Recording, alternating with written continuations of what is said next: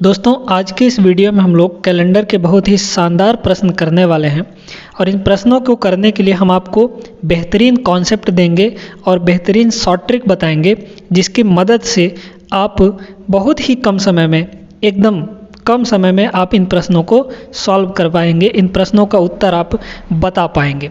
तो वीडियो में अंत तक बने रहिएगा ताकि हर एक कॉन्सेप्ट, हर एक ट्रिक, छोटी छोटी बातें आपको पता चल जाए और इन प्रश्नों में आपकी कभी गलती ना हो, है ना।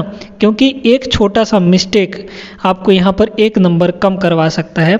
तो क्यों 1 नंबर कम करना, कॉन्सेप्ट सीख ही लेते हैं, छोटी छोटी जो मिस्टेक्स होते हैं उनको ध्यान में रख ही लेते हैं ताकि आगे मिस्टेक्स ना हो, है ना। तो चलिए शुरू किया जाए ये वीडियो में अंत तक बने रहिएगा ज़रूर से। वीडियो पसंद आएगा तो वीडियो को ज़रूर एक लाइक करिएगा और चैनल को सब्सक्राइब भी कर लीजिएगा। वैसे कैलेंडर का ये तीसरा पार्ट है। पहले पार्ट में हमने एकदम बेसिक पूरा पढ़ाया था कैलेंडर का। अगर वो वीडियो नहीं देखे हैं तो जाके देखिए, प्लेलिस्ट में वो वीडियो मिल जाएगा, है ना। प्लेलिस्ट कहाँ मिलेगा ये भी आपको बता देते हैं। जब आप वीडियो के अंत में जाएंगे तो वहाँ पर आपको एंड स्क्रीन में दिखेगा, उस पर आप क्लिक करेंगे तो डायरेक्टली आप प्लेलिस्ट में पहुंच सकते हैं, ठीक है। चलिए देखिए, यहाँ पर प्रश्न दिया है, इसमें हम 2-3 टाइप के प्रश्न करने वाले हैं ना। पहला टाइप तो ये है यहाँ पर टाइप 1, है ना। देखिएगा क्या दिया है प्रश्न में। 15 अगस्त 2003 को शुक्रवार था, तो 15 अगस्त 2015 को कौन सा दिन होगा। यहाँ पर आपसे एक डेट दिया जाएगा, उस डेट को कौन सा दिन था वो दे दिया जाएगा और अगले डेट को पूछेगा कि इस साल को इस डेट को कौन सा दिन होगा, ये आपको बताना है। तो बड़ा ही आसान है, बस छोटा छोटा चीज़ आपको ध्यान रखना पड़ेगा। चलिए कॉन्सेप्ट सीखते हैं। यहाँ पर इसका दिया है हमको 15 अगस्त 2003, है ना। 15 अगस्त 2003 दिया है, ठीक है। ध्यान से देखते जाइएगा। इस डेट को आपका जो दिन था वो क्या था, शुक्रवार था, यानी फ्राइडे था, है ना। क्या था, फ्राइडे था। अब आपसे पूछ रहा है 15 अगस्त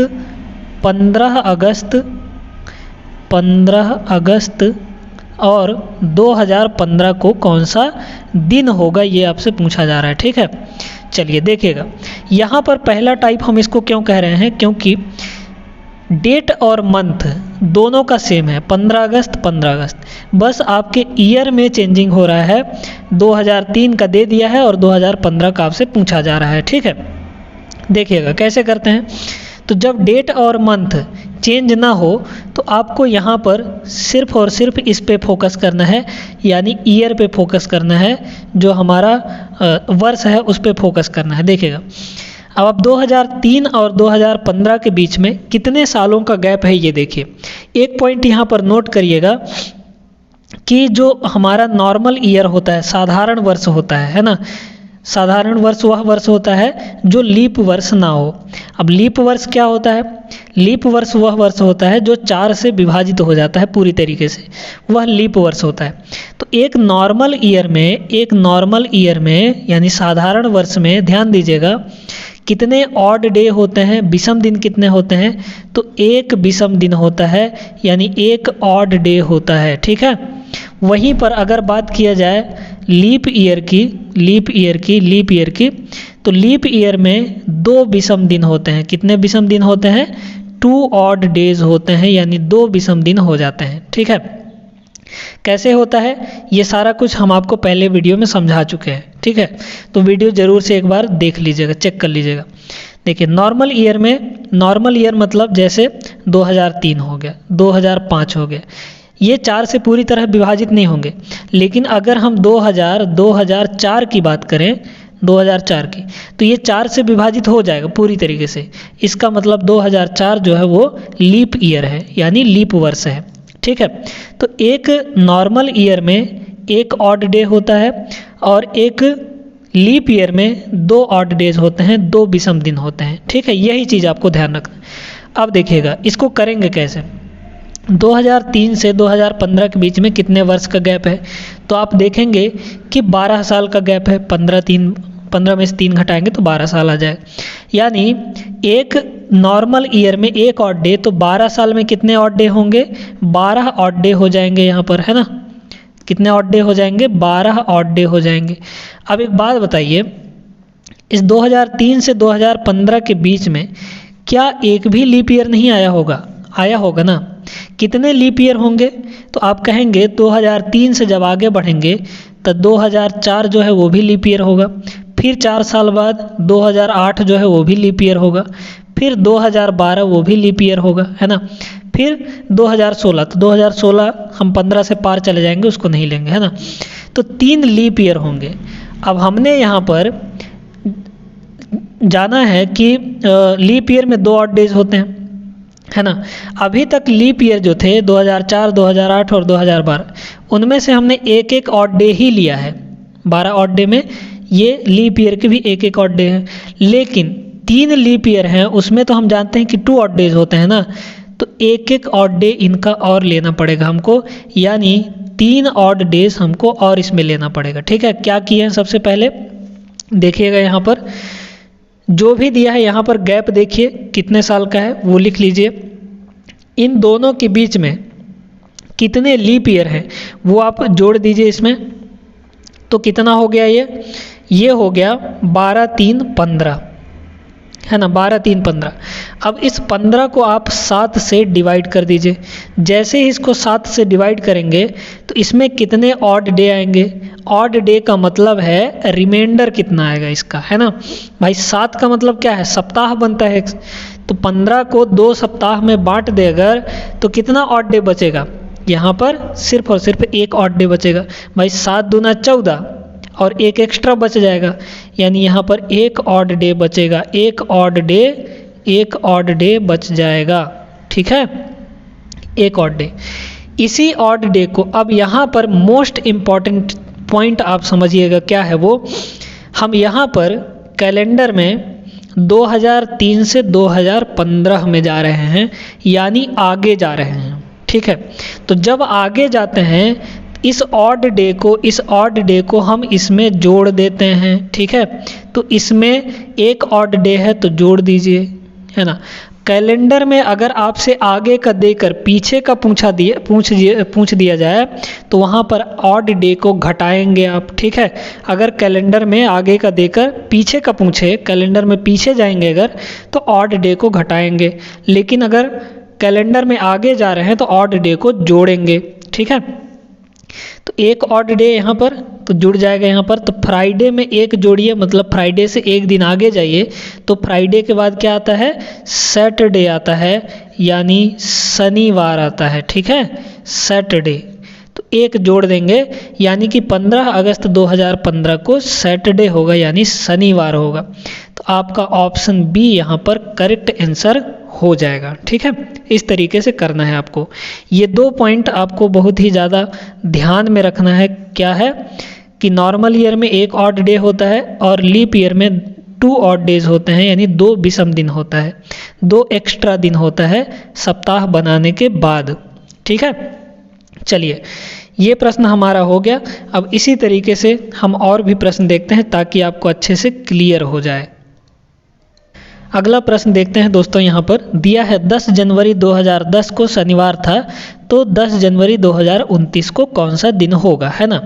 देखिएगा यहाँ पर क्या दिया है हमारे पास, डेट जो दिया है वो दिया है 10 जनवरी 2010, है ना। 10 जनवरी 2010 को कौन सा दिन था? तो यहाँ पर बोल रहा है कि भैया शनिवार था, यानी सैटरडे था। ठीक है, अब आगे पूछ रहा है कि 10 जनवरी 2029 को कौन सा दिन होगा, ये आपको बताना है यहाँ पर। तो यहाँ पर देखिए डेट और मंथ दोनों सेम है, तो इन पे तो हमको नहीं जाना है, हम देखते हैं यहाँ पर वर्ष पर फोकस करते हैं ना। देखिए अब यहाँ पर कितने साल का गैप है, तो 2010 से 2029 के बीच में आप कहेंगे कि 19 साल का गैप है। ठीक है, 19 साल का गैप है, प्लस इस 2010 से 2029 के बीच में कितने लीप ईयर आए हैं ये देखना है हमको। तो देखिएगा 2010 से आगे चलेंगे तो 2012 में एक लीप ईयर होगा।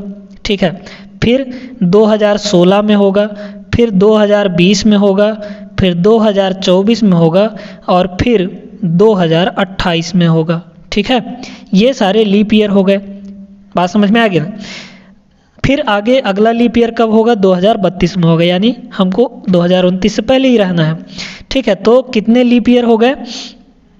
1, 2, 3, 4 और 5, 5 लीप ईयर हो गए, यानी 5 दिन एक्स्ट्रा हमारा जुड़ जाएगा इसमें। अब इन दोनों को जोड़ दीजिए, कितना आ गया यहाँ पर?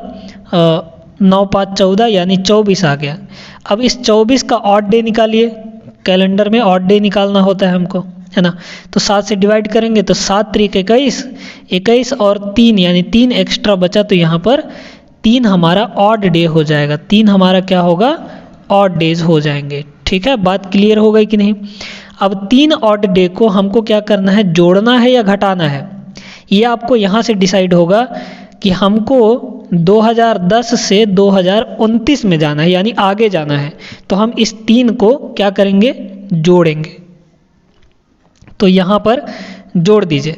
तो सैटरडे यानी शनिवार से 3 दिन आगे जाइए, तो कितना हो जाएगा? शनिवार से आगे चलेंगे तो रविवार, सोमवार और मंगलवार। तीसरा दिन 3 दिन बाद क्या होगा? मंगलवार होगा, यानी ट्यूसडे हो जाएगा। क्या होगा? ट्यूसडे हो जाएगा। ठीक है, ट्यूसडे। इतना काम आपको करना है। अभी आगे प्रश्न ऐसे आएंगे जिसमें आपको फंसाने वाला प्रश्न देगा, वो भी हम आपको सॉल्व करवाएंगे, उसका भी आपको ट्रिक बताएंगे। ठीक ना, तो वीडियो को पूरा गौर से देखते रहिएगा। तो यहाँ पर जो भी ऑड डे आया है उसको हम क्या किए? जोड़ दिए, क्योंकि हम कैलेंडर में आगे जा रहे हैं तो जोड़ना पड़ेगा। सैटरडे से 3 दिन आगे जाएंगे तो ट्यूसडे आएगा। हमारा ऑप्शन ए यहाँ पर करेक्ट आंसर बन जाएगा, है ना। चलिए, ये प्रश्न भी हो गया। चलते हैं आगे, अगला प्रश्न देखते हैं। देखिए, अगला क्वेश्चन यहाँ पर दिया गया है। 10 अक्टूबर 2019 को मंगलवार था, तो 10 अक्टूबर 2009 को क्या होगा, है ना। तो देखिएगा क्या दिया है। 10 अक्टूबर 2019, है ना। 2019 को कौन सा दिन था? यहाँ पर कह रहा है कि भैया मंगलवार था, यानी ट्यूसडे था। ठीक ना। फिर आपसे पूछ रहा है कि 10 अक्टूबर 2009 को कौन सा दिन होगा, ये आपको बताना है ना। तो देखिए, डेट और मंथ तो हमारा सेम है, इसका मतलब हम चलते हैं यहाँ पर वर्ष के ऊपर। इनके बीच में कितना का गैप है? तो आप कहेंगे कि यहाँ पर गैप है 10 साल का, है ना। 19 - 9 करेंगे तो 10 साल का गैप आ जाएगा, तो ये 10 हो गया। अब आप देखिए 2009 से 2019 के बीच में कितने लीप ईयर होंगे? तो कौन कौन से लीप ईयर हो जाएगा? 2009 से आगे चलेंगे तो 2010 लीप ईयर नहीं होगा। 2012 जो है वो लीप ईयर होगा, है ना, 2012। और 2016 लीप ईयर होगा। फिर उसके बाद 2020 लीप ईयर होगा, लेकिन 20 तक तो हम जा नहीं रहे हैं। इसका मतलब कितने लीप ईयर हो गए? यहाँ पर 2 लीप ईयर हो गए। तो इसमें 2 आप ऐड कर दीजिए, कितना हो गया ये टोटल? ये हो गया आपका यहाँ पर 12, है ना। अब इसमें आप ऑड डे निकालिए, तो 7 से डिवाइड करेंगे। 7 से डिवाइड कर दीजिए तो कितना ऑड डे आ गया? 7 × 7, 7 × 7 बचा कितना? 5, यानी 5 ऑड डे हो जाएंगे। 5 ऑड डेज हो जाएंगे। ठीक है, 5 ऑड डेज। अब देखिए, इस 5 को यहाँ पर घटाना है या जोड़ना है, ये आप खुद डिसाइड करिए। कैसे करेंगे? हम देखिए 2019 से 2009 में आ रहे हैं, यानी पीछे आ रहे हैं कैलेंडर में, तो इसको क्या करना पड़ेगा? घटाना पड़ेगा, है ना। घटा दीजिए इसको, है ना। तो कितना हो जाएगा यहाँ पर?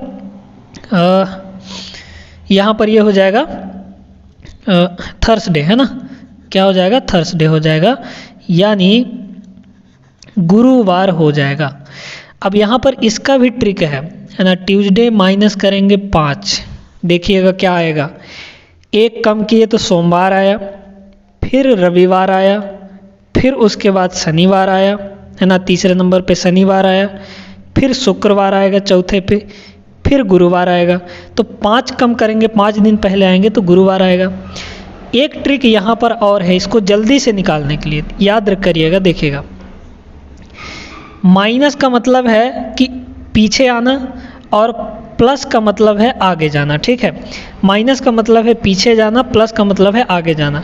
याद रखिएगा, -5 यानी 5 दिन पीछे जाएं चाहे 2 दिन आगे जाएं, दोनों का सम 5 और 2 दोनों का सम अगर 7 आता है तो हम -5 की जगह पर +2 कर सकते हैं। ठीक है, चाहे हम 5 दिन पीछे आए या 2 दिन आगे जाएं, सेम डे ही आएगा। इसी तरीके से अगर हम 6 दिन पीछे आए या फिर 1 दिन आगे चले जाएं, दोनों एक ही दिन होगा। बात क्लियर हो गई। इसी प्रकार चाहे हम 6 दिन आगे चले जाएं या 1 दिन पीछे आ जाएं, वही दिन होगा, है ना। तो यहाँ पर हमने क्या किया, -5 यानी 5 दिन पीछे आने से बेहतर कि हम 2 दिन आगे चले जाएं। तो ट्यूसडे यानी मंगलवार से 2 दिन आगे जाएंगे, तब मंगलवार से 1 दिन आगे बुधवार, फिर उससे 1 दिन आगे गुरुवार यानी थर्सडे हो जाएगा। इसका सही उत्तर यहाँ पर गुरुवार हो जाएगा, है ना। तो इसका सही उत्तर क्या होगा, गुरुवार। वैसे आप पीछे जाकर भी देख सकते हैं, थर्सडे ही आएगा, है ना। तो ये ट्रिक भी आप ध्यान रखिएगा कैलकुलेशन को थोड़ा फास्ट करने के लिए, ठीक है, ये चीज़। तो उम्मीद है कि ये सवाल भी आपको क्लियर हो गया होगा। अब हम लोग थोड़ा चलते हैं आगे और डिफरेंट टाइप के प्रश्न देखते हैं। चलिए अगला प्रश्न देखते हैं। ये प्रश्न जो है ना, ये थोड़ा सा आपको फंसाने वाला प्रश्न है। यहाँ पर अगर आपका कॉन्सेप्ट क्लियर नहीं है, तो आप इसमें पक्का है कि फंस जाएंगे प्रश्न में।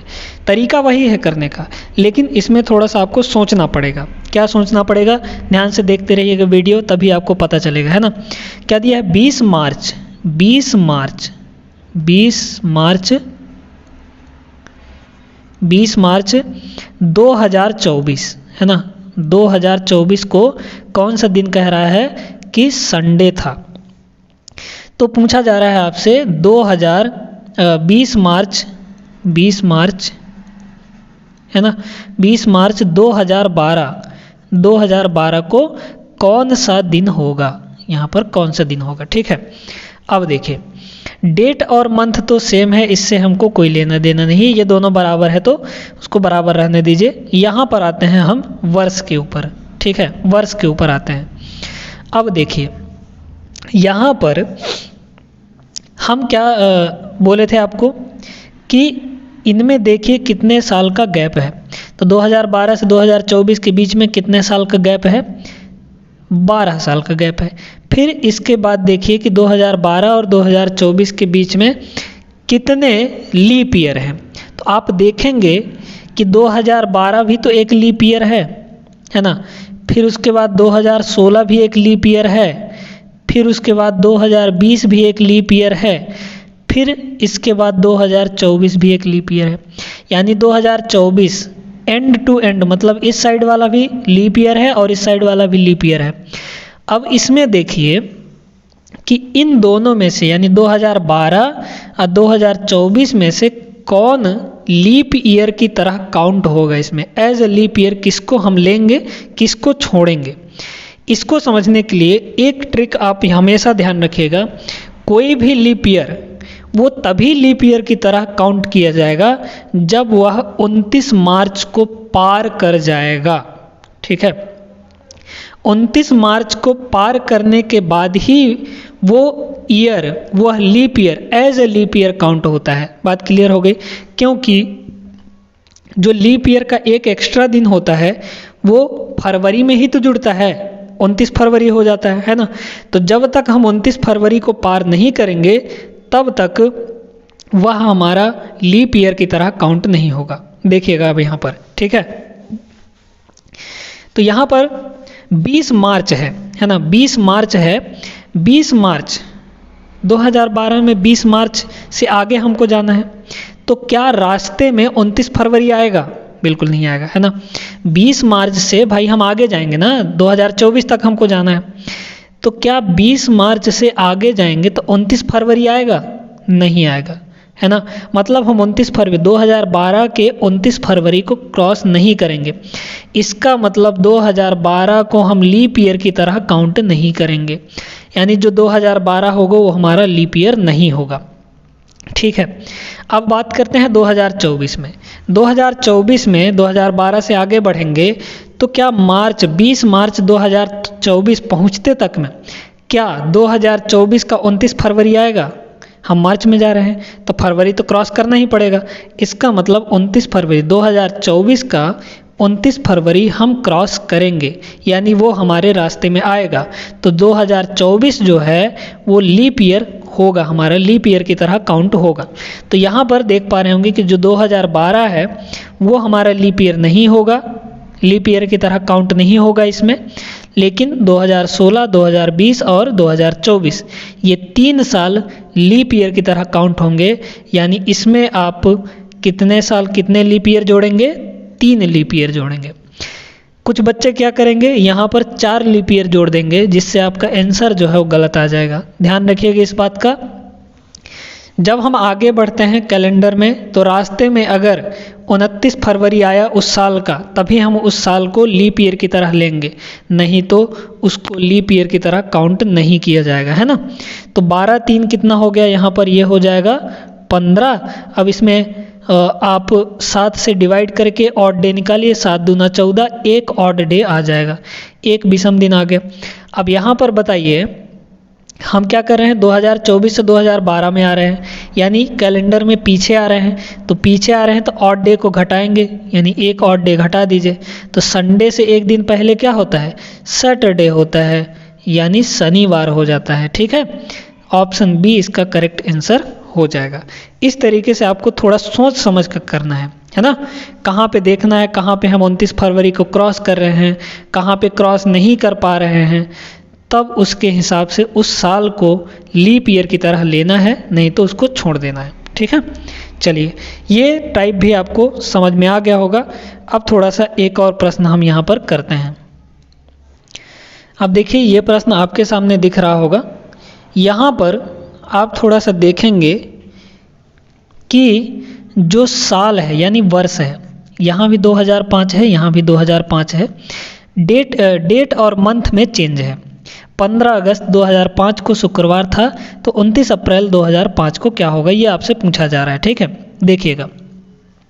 तो यहाँ पर हम थोड़ा सा लिख लेते हैं, 15 अगस्त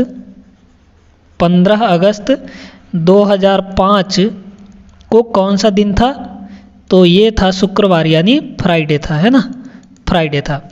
तो आपसे पूछ रहा है 29 अप्रैल 2005 को कौन सा दिन होगा।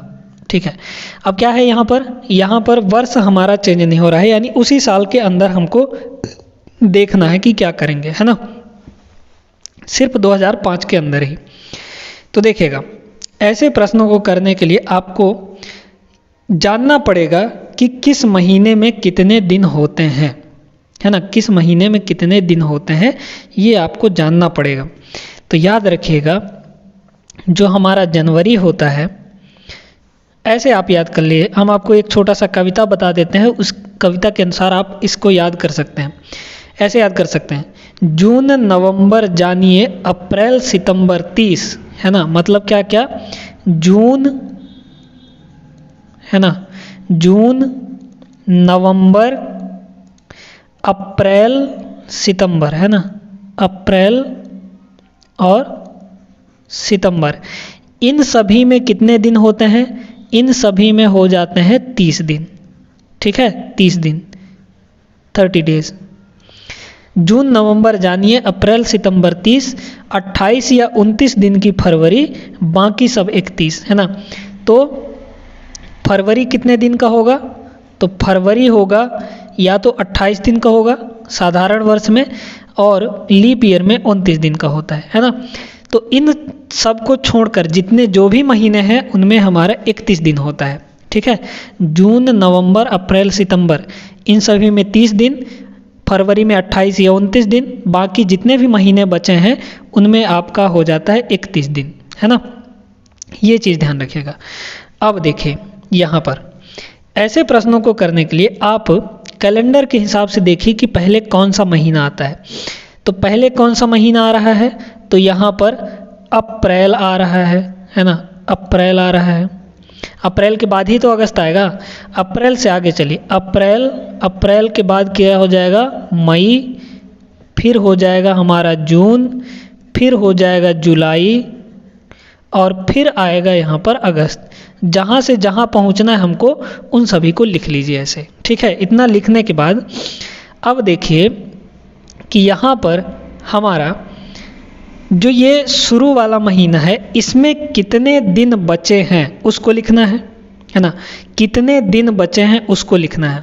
तो यहाँ पर देखिए कि अप्रैल में 29 अप्रैल तक तो ये पहले से ही है, अब 29 अप्रैल में और कितने दिन बचे हैं, ठीक है, क्योंकि अप्रैल जो है हमारा देखिए कितने दिन का होता है 30 दिन, 29 तक तो हम पहुँच ही चुके हैं, एक और दिन बचा है हमारे पास, तो अप्रैल में कितने दिन बचे हुए हैं, एक दिन बचे हुए हैं, ठीक है। मई में आप जानते हैं कि कितना दिन होता है, 31 दिन होता है। जून में कितने दिन होते हैं, जून में आप देखिए 30 दिन होता है, तो 30 दिन हो गया। फिर जुलाई में भी कितने दिन हो जाते हैं, 31 दिन हो जाते हैं।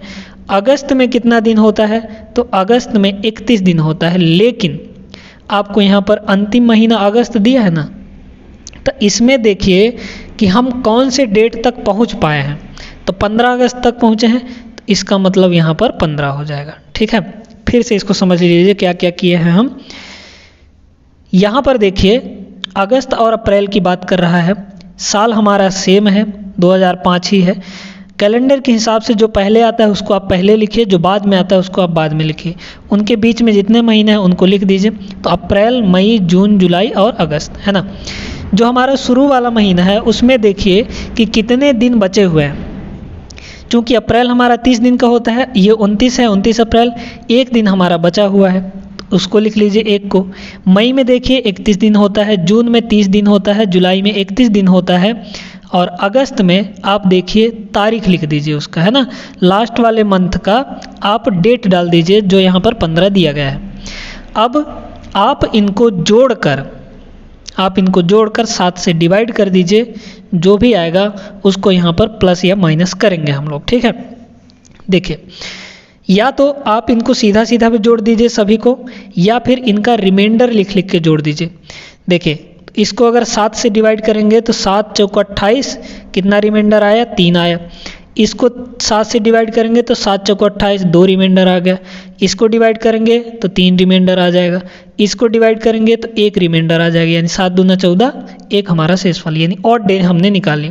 सभी ऑड डेज को जोड़ दीजिए, या फिर यहाँ पे एक काम और आप कर सकते हैं। क्या काम कर सकते हैं आप, यहाँ पर ये भी कर सकते हैं कि जिनको जिनको ऐड करने पर 7 हो रहा है ना, उनको कैंसिल कर दीजिए। तो देखिए 3, 3, 6, 1, 7, ये भी कट गया हमारा, बचा क्या, 2 और 1, 3, यानी 3 ऑड डे यहाँ पर होंगे। अब इस 3 ऑड डे को क्या करना है ये हमको यहाँ से पता चलेगा। देखिए अगस्त है, अगस्त से अप्रैल में आना है, तो हम पीछे जाएंगे कि आगे जाएंगे, अगस्त है, अगस्त से अप्रैल में आ रहे हैं, यानी कैलेंडर में हम पीछे आ रहे हैं, तो इस 3 ऑड डे को हम क्या करेंगे, घटाएंगे। इसमें पीछे आ रहे हैं तो घटाएंगे, आगे जाएंगे तो जोड़ेंगे।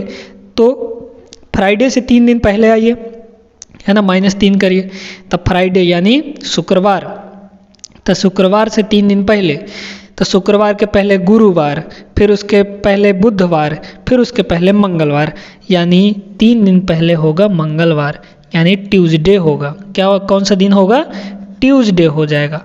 आपका ऑप्शन यहाँ पर सी करेक्ट आंसर हो जाएगा, मंगलवार इसका सही उत्तर होगा। तो उम्मीद है कि ये कॉन्सेप्ट भी आपको समझ में आ गया होगा। इस टाइप के प्रश्न भी आपको बन जाएंगे, अब आप नहीं भूलेंगे, ठीक है। कैलेंडर में बहुत सारी छोटी छोटी चीज़ें हैं जिनको आपको ध्यान में रखना पड़ता है।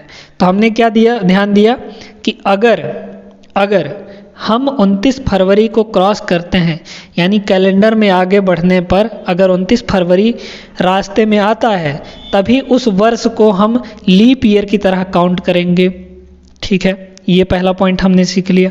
फिर हमने जाना कि किसी भी महीने में, हर एक महीने है, उनमें कितने कितने दिन होते हैं और उनका ऑड डे कैसे पता करते हैं। ऑड डे कैसे पता करते हैं, 7 से आप डिवाइड कर दीजिए, जो एक्स्ट्रा बचेगा, जो रिमाइंडर बचेगा, शेषफल बचेगा, वही हमारा ऑड डे हो जाएगा, यानी विषम दिन हो जाएगा।